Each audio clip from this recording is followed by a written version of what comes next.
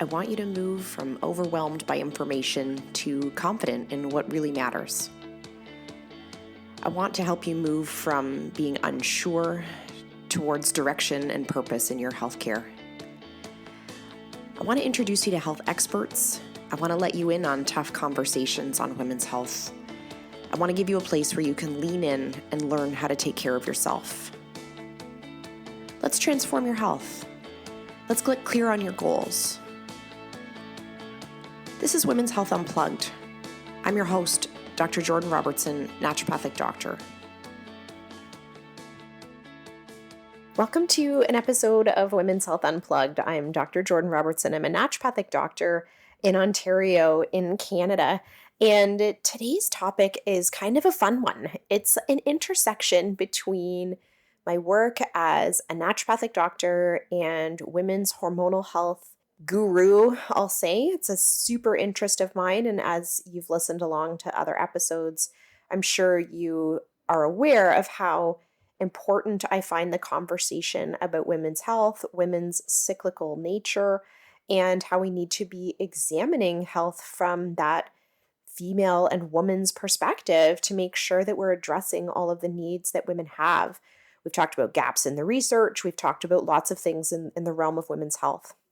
Now, on the other side is that I am a business owner, and I own a clinic in Burlington, Ontario, where we service women all over Ontario with virtual naturopathic medicine, as well as in our geographical area at our beautiful space in Burlington. I have a team of 9 women that I manage to help me execute on my vision of having a massive impact in healthcare for women. I have women on my team who support me in my work, showing up for you consistently, showing up as an expert in the field. I have an entire group of women that support me through my work. And it's so cool that there's this intersection between my knowledge and my interest in women's health and my sort of leading or leadership of women in my workplace. And so we thought it would be such a cool episode and topic for us to talk about our, I say in air quotes, our womanly workplace.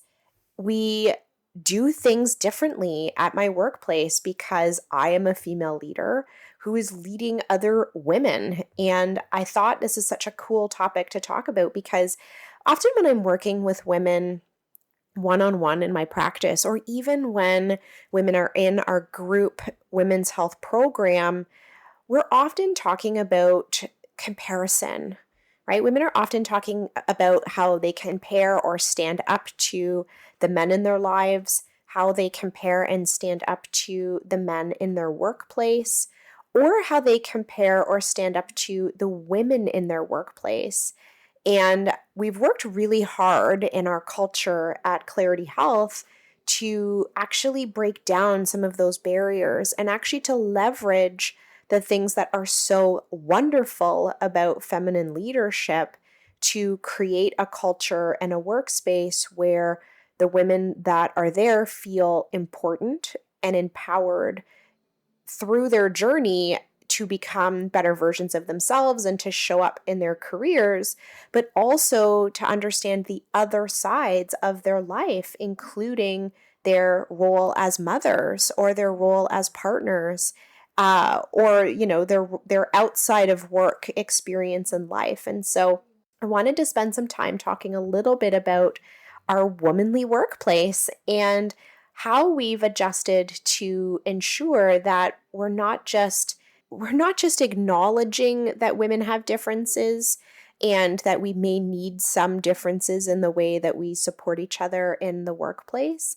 but also that women have these beautiful leadership skills that if they're given the opportunity to be nourished and paid attention to, that women can be these wonderful, thriving people in the workplace if they're given that opportunity. So that's what I wanted to focus on and talk about today, which I think is so cool.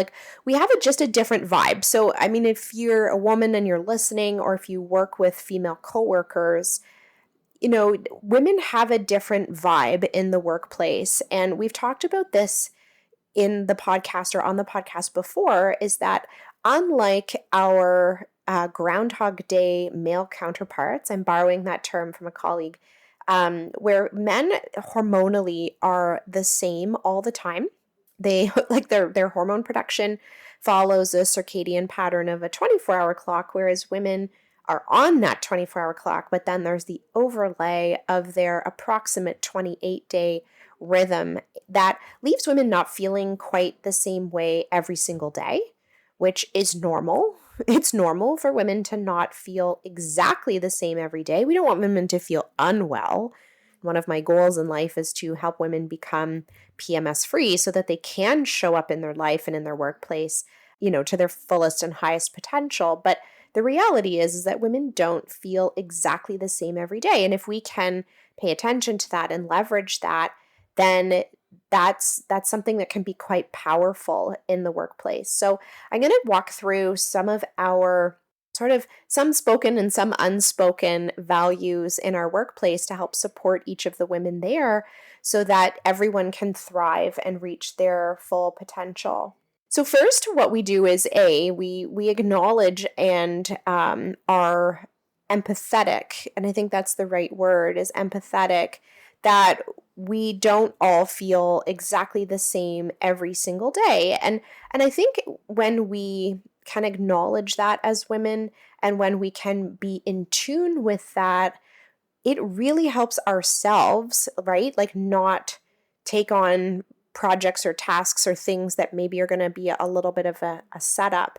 But when we know that about each other in the workplace and we have the confidence and we've given the space to be able to acknowledge some of those pieces, that we can create a really powerful community of women in the workplace that can support each other in those various times where women feel, I'm going to say on, right? Like, and feel like they're on fire versus those times where women don't feel quite like that, or where they're having a day that they do have more fatigue or they do feel more inward or quieter or less sharp than they do at other times in the month.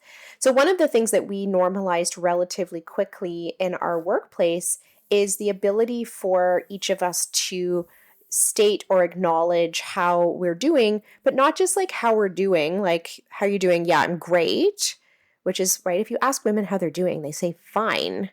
But to also preface or contextualize how we're feeling and where we're at very openly, and with the goal of acknowledging in advance what we're all feeling the potential for in that given day or that given week. So a woman on my team may say, I'm feeling okay, but I'm stressed because I have a parent-teacher interview coming. Or I'm okay, I'm tired today, my period's coming, I have cramps. Or I'm doing all right, except I'm running out of groceries and I know I didn't bring enough food, right? And so just that acknowledgement that maybe the day is not particularly perfect is really important. And not just that we say those things to each other, but that they are said with the freedom of judgment, expectation, or shame from the audience that lands on or that listens to. So it's no one's responsibility on the team that someone else has cramps, but the knowledge that someone is feeling less than their ideal self means that we can be patient, that we can be empathetic, and it even just vocalizes or voices for that woman what her hardness is for that particular day. And women on the team may feel differently than that. They may say, oh, that was me last week where I felt crampy and tired and not quite like myself. Why don't I take the front desk? Why don't I make those couple of difficult phone calls? Why don't you order something for lunch, right? And giving each other that support and space. And I'm going to use the term like mothering, where we actually can take turns having that supportive, caring role for each other, but only because we've had the ability to say where we're at And what that person says can then land in a space of compassion, empathy, and being heard. And the listener, or where those statements land, doesn't feel particularly responsible for what they're saying, but can feel empowered to support that woman in her day and in her week, because she knows it will be reciprocated at another time. So I think that's the big difference, right? So when everyone feels, or first of all, when everyone knows that not every day is the same, right? Like, first of all, that is an empowered experience for women to know that they don't feel the same way every day, and that is okay, right? That is normal physiology, that we don't feel the same way every day. So each woman knows she doesn't feel the same way every day. Every woman also knows that all the other women on the team know that we all don't feel the same on every day. And communicating the way that we're feeling is done in a safe space, and it's done in a space that allows each woman to take turns being cared for or being supported in a way that she needs based on what her needs are. And that's like, if we look historically back at what women used to do when they used to raise their children in a tribe and in a gang together, or when women, had more community support from each other, this was probably normal practice, right? Like, at what point did we start to hide the way that we felt every day, right? And we take, a selfie at a particular angle with a particular filter and put it up on Instagram, when the reality is that we kind of felt like a bag of shit and would probably do better, heal faster, get out of those lows quicker if we acknowledged that and felt supported by the women around us rather than pretending that we didn't feel that way. So that's one of the pieces that we've normalized in our workplace that's really important, is that we don't all feel the same every day. And we're going to take turns not feeling 100% every day. And that's okay. I think the other piece there is to remember that when someone doesn't feel perfect on one day, that it is not a reflection of their potential, their interest, their loyalty. It's not a reflection of any of those things. When people's interest, loyalty, and potential start to be influenced at work, it's when they don't feel valued, or when they don't feel like they have space to feel anything, right? If you felt like you had to show up at 110% every day, come hell or high water, that you're doing the work of 5 people and not being recognized or acknowledged, that's when your potential and your interest and your loyalty starts to wane.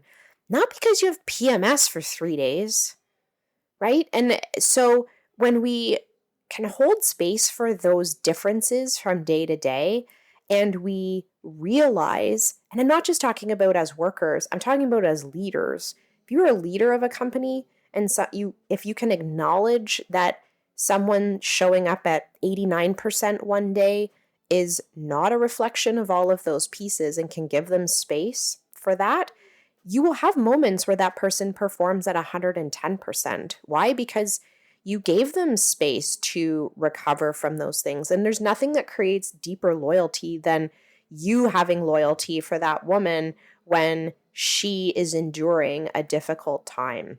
And so I think that that's one of the things we've been successful at in our workplace, is that we have really honest and empathetic and empowered conversations about where everyone is at in their life. And we make sure that their workload and that their emotional like how emotionally taxing their work actually is, becomes a reflection of where they're at. And if we have the potential to move things, right? So let's say we have a massive deadline of a thing that is immovable, then yeah, all hands on deck. I'm sorry we all have PMS, but we're just going to get shit done. Whereas if it's like, okay, over the next 2 months, this is something that we would like to produce, why don't you put that on the back burner until you feel more like doing it? Why don't we save this and do some menial tasks for the next few days until we feel like we can be more creative or create some space for this? And I don't think we do that often enough in a workplace, where we make everything equal priority and equal urgency. And that doesn't actually work with the ebb and flow of energy, creativity, passion, and even possibility, if we're talking about the year of the pandemic, where not all people are able to do all things at all times with equal strength, given the number of challenges that face people in showing up for their work. And so these are things that we have just either explicitly or implicitly put in place in our workspace so that we can show up that way for each other when it's needed.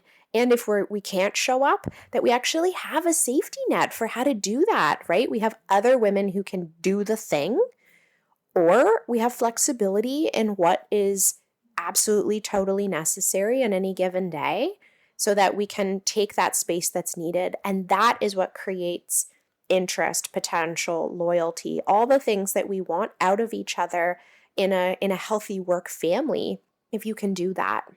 The other thing that we have had to navigate, especially over the last year, but this year was it's not totally unique in that many of us on the team are mothers and parents, and that does create additional pressures in a workspace. And one of the things that we've done relatively well is actually, acknowledge that we need to have some compassion and flexibility for each other, while at the same time asking ourselves to level up in those moments where the other women on the team need support. So obviously, like with every parent, more than once in a year, a parent has to bail on their work, right? More than once in a year, a parent needs to put their family first or prioritize something about their personal life. More than once in a year, people need to leave unexpectedly or stay home unexpectedly or, whatever, all the things that are necessary for parenting life. Those things happen in the workplace. And in the year of the pandemic, they've happened like tenfold, where there have been no camps and we've had to manage. There have been no school and we had to manage. We've had kids that needed extra support and different needs and, time out of the workday to spend on school over the last year. And what we've all come to the table with is, recognizing that we maybe can't accomplish all things at all time, especially during this year where our capacity is maybe lower, where our just like straight up time is just lower, right? We have less time to do all the things that we have planned. But the women on my team are a solutions-oriented bunch. And that's funny because I can't think of a gang of people who are better at coming up with solutions than parents, right?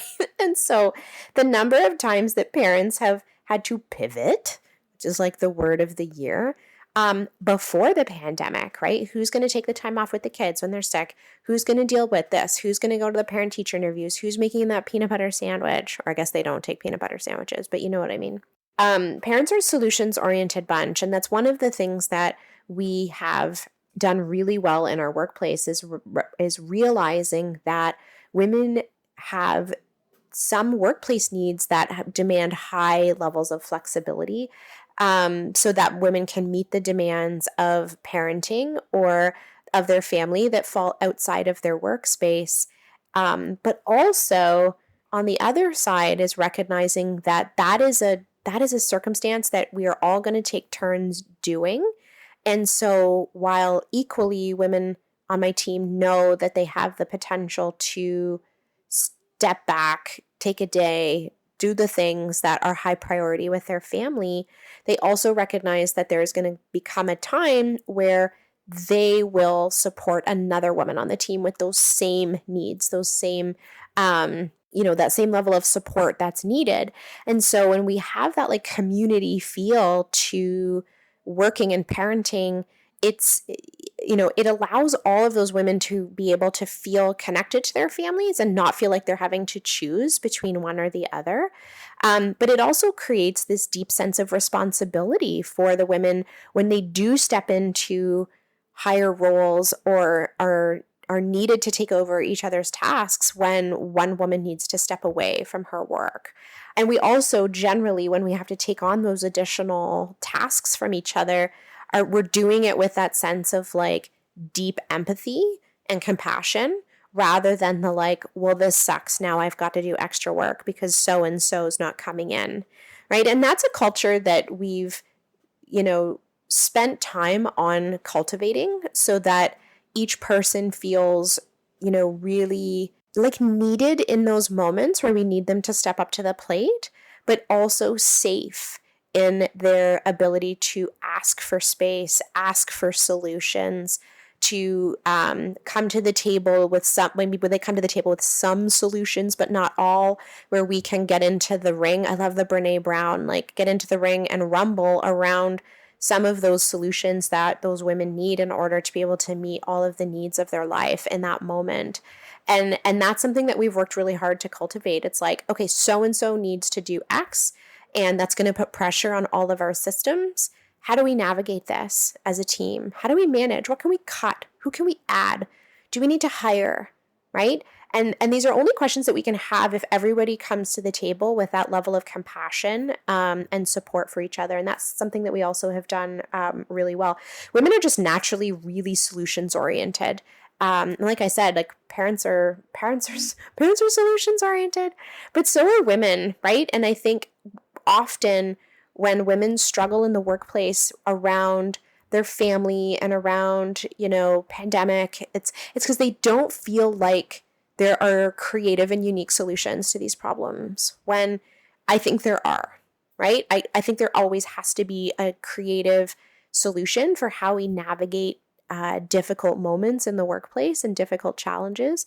It may mean that we need to change our expectations. It may mean that someone's hours change. It may mean that someone's level of responsibility needs to go down for a while, and maybe there's consequences that come with that. But there are always solutions that could be had if everybody hops into the ring and is willing to work it out. The other thing that we do very well at the office, and this is something that I really pride ourselves on, is our ability to check in with each other and work really hard towards what I call burnout prevention. So again, one of the challenges that face all workplaces, but women in the workplace, especially in the last year, is that the demands are really high and the reprieve is really kind of few and far between, right? I remember specifically thinking that it was like an absolute vacation that I got to go to the grocery store without my kids one day, or that, there was a day last year where my family was at our cottage and I was at home, and I hadn't been at home by myself for 79 days. And not that I was counting. And so we know, especially in the last year, that our cup is we're kind of starting with a half empty cup most days right now. And one of the things that my team does really well is looking at workload, looking at days off, looking at possible solutions for how we can, maybe add back to someone's cup rather than just continuously draining the cup with work. So we look at our doctor's volume and workload. One of my staff mentioned, she's like, I like it when the doctors work here full time, because we do have a couple of practitioners that work in multiple locations. And she's like, because then I can manage their workload and their burnout for them. And it's true that there is this dialogue that's happening all the time around what is our capacity? What's our level of availability? And capacity is a really good word for work right now. And we keep tabs on each other's level of work and level of burnout and level of responsibility and level of emotion that's happening outside of our workplace, so that when we do show up, that we're showing up 100%, right? Like in my opinion, it's not acceptable for a healthcare provider to show up burned out at work, because you don't want to work with me if I'm burned out, right? And I have a team that decides, sometimes for me, if I can't see the forest for the trees, when I need to take a day off, or what a reasonable number of people is that I can work with in a day. And we're doing that for each other too. We're sending people home to work remotely where possible, right? We're creating alternative strategies for completing work that don't drain the cup as much as maybe a traditional workplace does, because we're recognizing that that reprieve is pretty low. It's not like people are going home and going to the gym and going out for dinner and getting a babysitter and doing all sorts of things that maybe typically had filled our cups in the past. People are going home to pandemic life where a lot of their needs aren't being met. A lot of our needs are not being met. And then going to sleep and then waking up and coming back the next day to do it all over again. But the one thing we do very well for each other is to look at that burnout protection, and partly how we do that is by checking in. So like I mentioned earlier, like that checking in on how each other are doing, but then also making sure that we give space for things to maybe not be okay, right? And so if you're getting from your colleagues or from your team, how are you doing? Oh, everything's fine.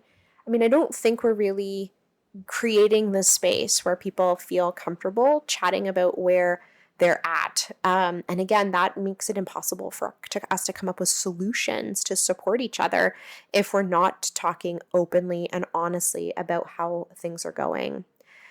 But generally in a traditional workplace, we are trying to squeeze more work out of less people, right? That's generally how most industries work, is more work, fewer humans. And that's just not something that I've been willing to compromise on as a business owner, because the cutting the corners of the humans is just not I'm just not going to work that way. I just am not willing to have a workplace that compromises on the human part, right? Like I'm fine to look for a deal on,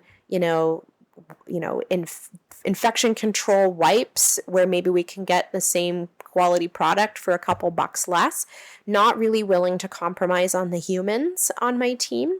And that goes for like looking at what our ecosystem at work it can bear. And do we have the infrastructure and the framework to actually be able to endure scaling, to endure the level of work that we want to accomplish? And if not, then we hire in support to be able to actually help us fulfill what our goals are and fulfill the demand, because the demand is so high for us to work with patients and women all across Ontario. So that burnout piece is important because we want the workload to be manageable for each other.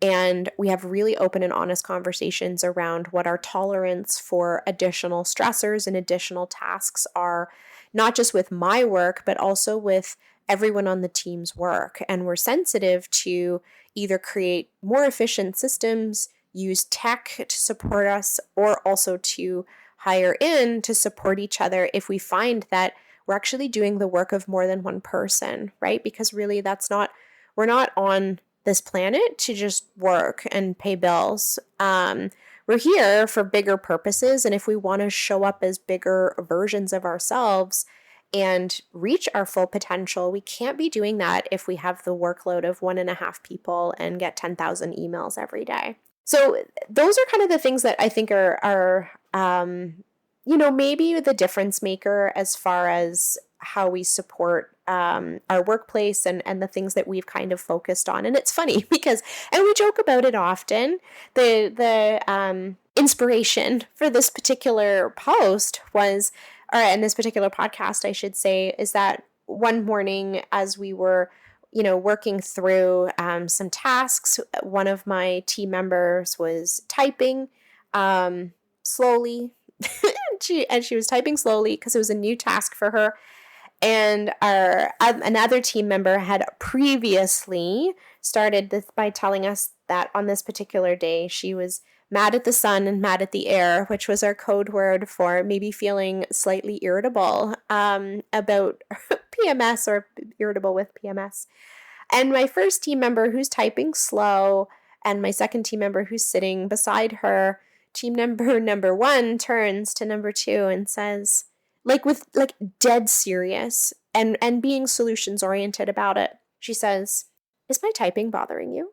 And team member 2 says, "No."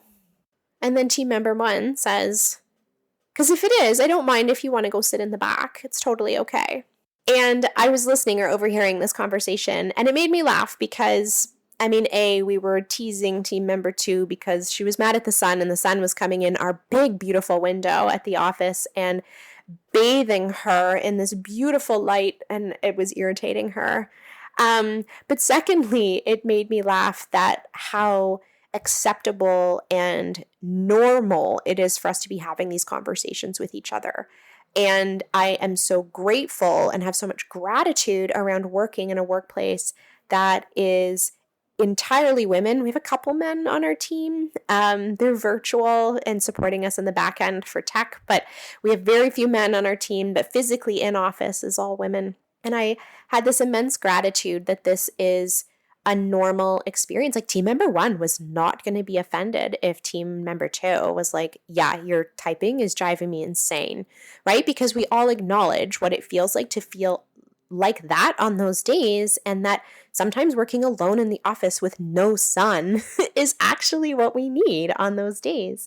So it made me grateful, and it became the inspiration for this post. But I partly wanted to post it because I do think that there's power in female-led companies. I think there's power in female leadership, period. And we can see that over the course of the pandemic that, the countries that are maybe excelling right now have female leadership. And I think that, the future of supporting women in the workplace starts with acknowledging the differences in female physiology and how that impacts our ability to show up at work, and how that impacts our ability to support each other in our work, which if I can't think of who I would rather be supported by than a group of women at work. And I'll finish with saying that it's funny, like when I was growing up, I actually always felt like other women were my competition, right? Like there was a finite number of spaces at the top of the podium, and only one girl was going to get there, and damn it was going to be me. And it's not until I started collecting this team of women around me in the workplace did I realize how important and necessary it is to have a powerful female team. I always thought that I would work in a male-dominated environment, and then I realized that that was actually decreasing my ability to show up in my own kind of feminine power, because I was pretending half of the month about how I felt, or was downplaying the influence it, or over caffeinating so I could compensate for it. Whereas being in that feminine and female-dominated workplace has created so much freedom and compassion for myself, but also for other women. There's nothing more than I want for them than to succeed in their work. And I'm so grateful that they choose to spend every day with me. I hope you enjoyed that episode of Women's Health Unplugged. My goal is to help you feel more confident about your health. Please remember that what we talked about today in the podcast does not constitute medical advice, nor was a doctor-patient relationship formed. If you have questions about your healthcare or about how today's topic pertains to you, please take it up with your family doctor, your specialist, or someone on your health team.